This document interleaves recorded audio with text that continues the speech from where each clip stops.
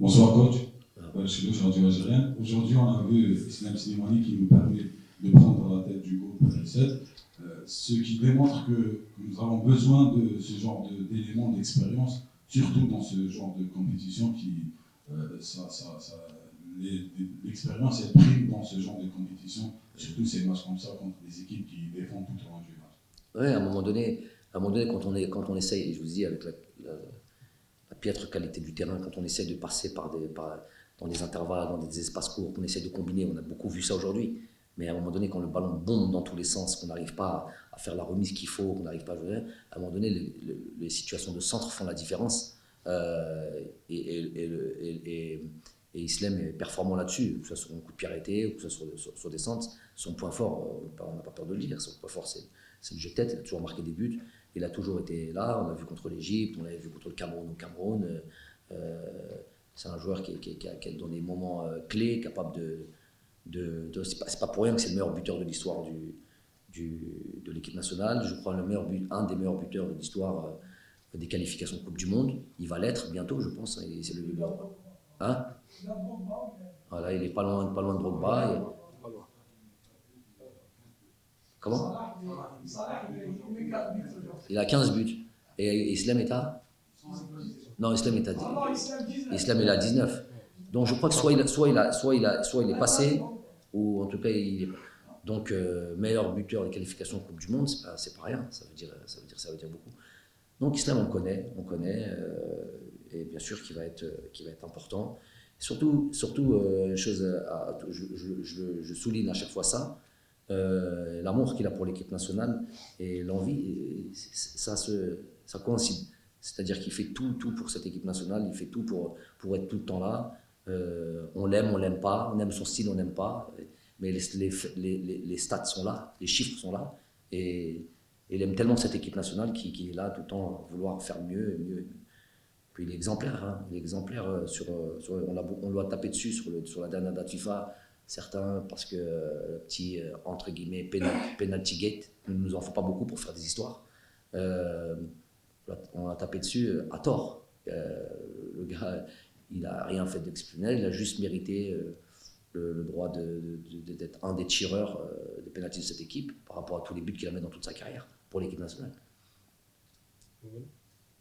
Coach, félicitations pour le succès.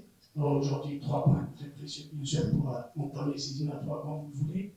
Ne pensez-vous pas déjà qu'on est entré directement dans la gestion du prochain match avec certaines imperfections dans l'animation de jeu? Je veux juste parler de Amin Gouiri.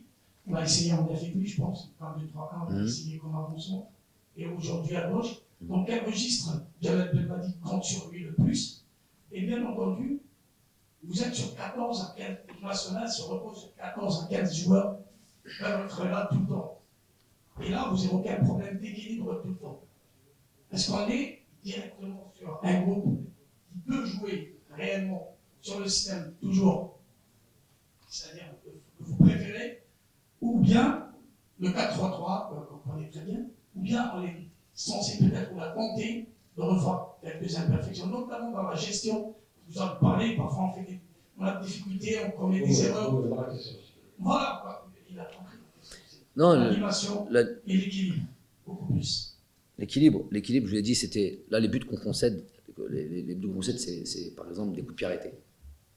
Si vous regardez l'Égypte, si vous regardez aujourd'hui, des coups de pied arrêtés, déjà si on veut en parler, c'est un domaine sur lequel il faut qu'on soit beaucoup plus performant. Puisque, je pense que vous le savez, au niveau stats, un but sur 2 dans le monde entier est marqué sur coup de pied arrêté, plus ou moins.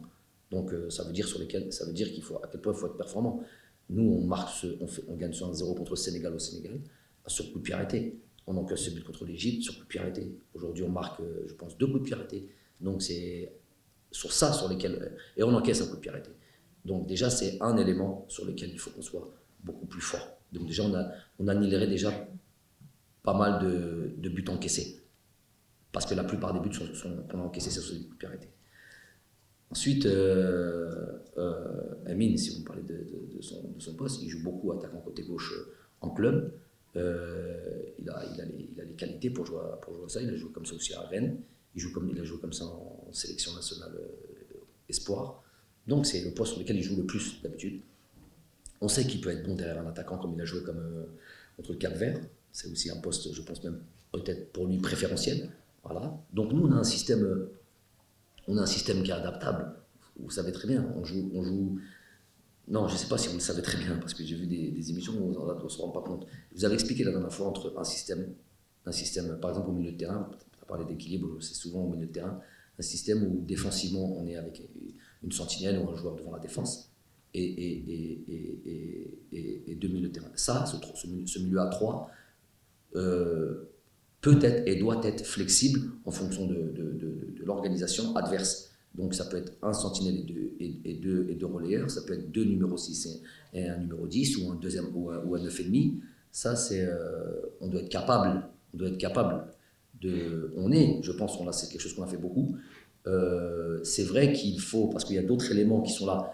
On a Sofiane Febouli qui est là, qui peut-être qui n'est pas dans ses plus jeunes années où il va encore évidemment rendre service, mais il va à terme, on va devoir à terme trouver un vrai substitut à Sofiane. On a Ismaël Benasser qui est blessé, donc on va devoir trouver. Et là peut-être, il est peut-être là notre domaine sur lequel on doit vite trouver, un milieu qui fonctionne mieux encore, plus performant dans la créativité, dans l'animation et sur l'aspect que tu as dit de l'équilibre, donc sur l'aspect défensif.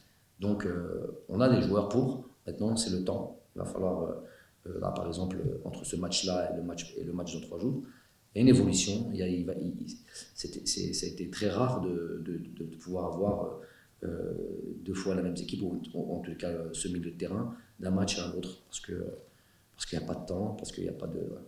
Et puis il y a plusieurs joueurs qui peuvent prétendre à jouer. Mais j'ai envie de vous rappeler que quand on trouve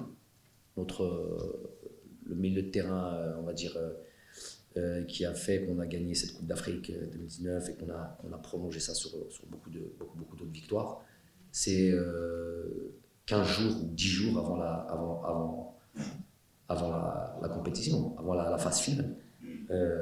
Sofiane, Adlen et Ismaël, ils ont commencé à jouer ensemble, je pense même pas les 2 matchs qu'on a joué le Burundi et le Mali, un des 2 matchs je crois, juste un des 2 matchs, il y avait un autre, je pense que c'était le Mali. Donc c'est ça, on est en quête perpétuelle de savoir quel est le milieu de terrain qui va fonctionner mieux, quelle est l'animation qui va fonctionner mieux. Aujourd'hui je trouve qu'il y a beaucoup de choses sur une équipe très regroupée, avec peu d'espace, ou qui a beaucoup couru, et obligé de rajouter ça. C'est pas une excuse, c'est une réalité. Il y a que ceux qui ont joué au football et qui peuvent et ben là, il faut une qualité de terrain, une transmission de passe, un contrôle avec une pression derrière soi. Si je dois aussi prendre en considération le terrain en ayant peur que la balle bombe au moment où je le contrôle, et ben je suis tout de suite en difficulté. Et la fluidité que l'on recherche justement dans cette animation, ben, on l'a une fois sur 2, une fois sur 3. Voilà. Merci coach, merci à vous.